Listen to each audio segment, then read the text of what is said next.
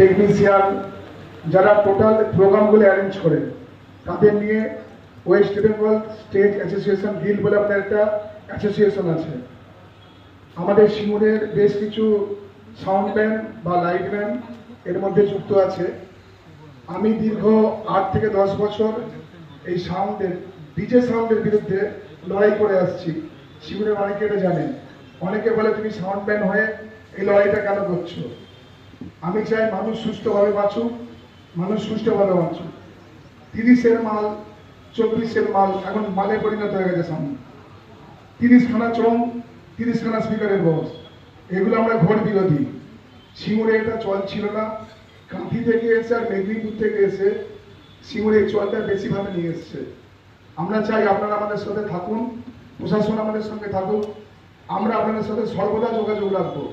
আমরা যখন এর প্রতিবাদ করবো আপনারা শুধু আমাদের পাশে থাকবেন।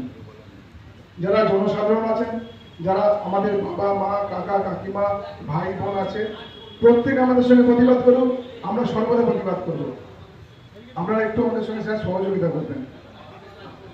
সব রকম সহযোগিতা থাকবে। আমরা দেখেছি যে বেশি ইউনিয়নের বাইরে যারা থাকে তারাই এগুলো বেশি করে। ইউনিয়ন তো এটা কন্ট্রোল করে নেয়, কিন্তু ইউনিয়নের বাইরে থেকে এগুলো হয়। যাতে এটা না হয় সেটার জন্য আমরা সবসময় পাশে আছি। যারা এই শব্দ দূষণের এগেন্স্টে ফাইট করছে তাদের সঙ্গেই আমরা আছি।